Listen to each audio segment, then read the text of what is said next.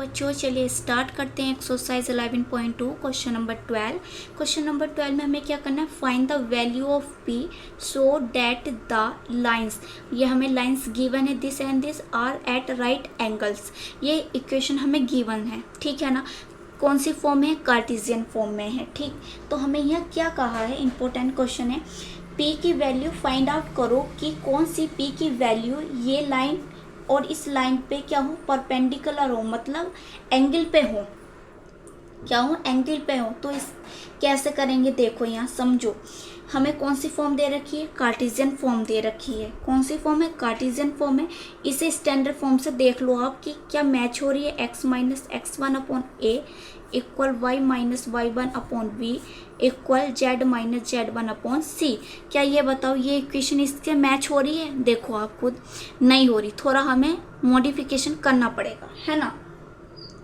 तो चलिए करते हैं। पहली इक्वेशन हमारे पास क्या है, 1 minus x upon 3 equal 7 by minus 14 upon 2p equal z minus 3 upon 2। ये दे रखी है, आप खुद देख लो कि ये क्या मैच हो रही है, ये भी मैच नहीं हो रही। पहले क्या होना चाहिए, x होना चाहिए, जब नंबर होना चाहिए। इसमें उल्टा हो रहा है, तो हमें क्या करना पड़ेगा, यहाँ से माइनस को कॉमन लेना पड़ेगा। क्या लेना पड़ेगा, माइनस कॉमन लेना पड़ेगा। तो हम जब माइनस कॉमन लेंगे तो क्या बन जाएगा, x माइनस 1, और जो हमने माइनस कॉमन लिया था उसे हमने लिख दिया है नीचे, ठीक है ना। ये हम ऐसे देखो, माइनस कॉमन लेंगे तो ये माइनस माइनस प्लस बन जाएगा, उसे पहले लिख दो, और 1 जो है प्लस का वो माइनस का बनेगा, अपॉन में 3, तो ये थे माइनस हमने यहाँ लगा दिया।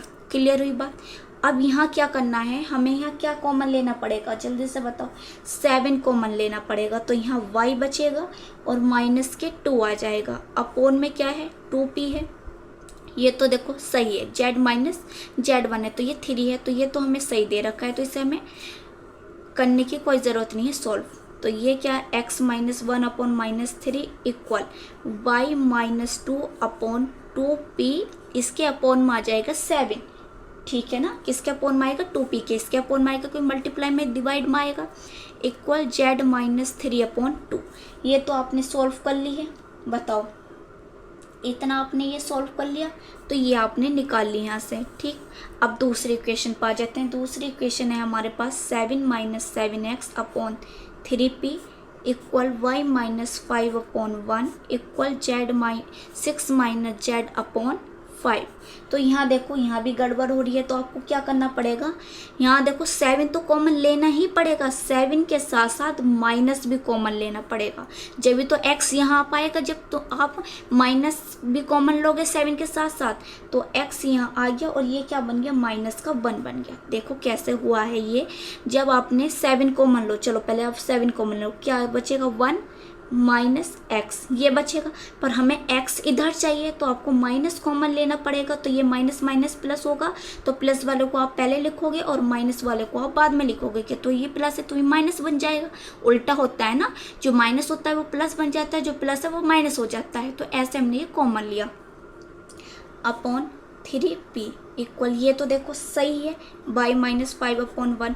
अब यहाँ देखो z यहाँ है, तो आपको क्या करना पड़ेगा, माइनस कॉमन लेना पड़ेगा, तो ये प्लस बनेगा, ये माइनस, और जो माइनस कॉमन लिया था उसे हमने अपॉन में पहुँचा दिया, ठीक है।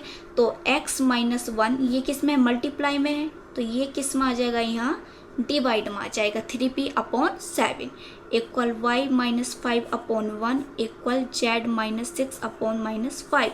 तो ये आपने फाइंड कर ली है, ठीक है। आपको पता है कि अगर दो लाइन एक दूसरे के क्या हो, परपेंडिकुलर हो, तो उनकी डायरेक्शन रेशियो की मल्टीप्लिकेशन किसके इक्वल होती है, 0 के इक्वल होती है। आपको पता है ये क्या दिए रहते, ए बी सी ये तो गिवन है, तो ये क्या होते हैं, डायरेक्शन रेशियो होते हैं। क्या होते हैं, डायरेक्शन रेशियो। तो इनकी अगर मल्टीप्लिकेशन इक्वल टू 0 आ जाए, 0 हो, तो क्या होता है, आपस में परपेंडिकुलर होते हैं, है ना। तो चलिए कंडीशन क्या होगी हमारी, वो देखते हैं हम। हमारी कंडीशन जो बनेगी वो बनेगी a1 a2 plus b1 b2 plus c2 equal to 0। अब a1 a2 क्या होता है, देखो ये डायरेक्शन रेशियो, अब दो लाइन है, तो इसे हमें ये नीचे होते direction ratio a b c। अब दो लाइन है तो इसे 1 में लेना पड़ेगा, और इसे हमें 2 में लेना पड़ेगा। ठीक है ना, ये आपको बात क्लियर हुई। देखो ए बी सी यही तो होते हैं, तो नीचे वाले ए बी सी होते हैं, तो ए इसे 1 मानना पड़ेगा, इसे 2 मानना पड़ेगा। 2 लाइन है तो एक को 1 एक को 2 मान लिया। अब ये आपको वैल्यू पता है, आप यहाँ आप पुट करो वैल्यू। A1 की वैल्यू है -3 और A2 की वैल्यू है -3p/7 प्लस B1 की वैल्यू हमारे पास क्या है, B1 की वैल्यू है 2p/7 और B2 की वैल्यू है 1 प्लस C1 की वैल्यू 2 है और C2 की वैल्यू -5 है equal to 0। Minus minus plus होके 9p/7 बन के मल्टीप्लाई करेंगे तो क्या आएगा 2p/7। ठीक है, p है, डी मत समझना, p है। ठीक है, और इसकी मल्टीप्लाई करेंगे plus minus minus 10 equal to 0। अब ये देखो इससे 10 को हम क्या करें, सेपरेट कर लें।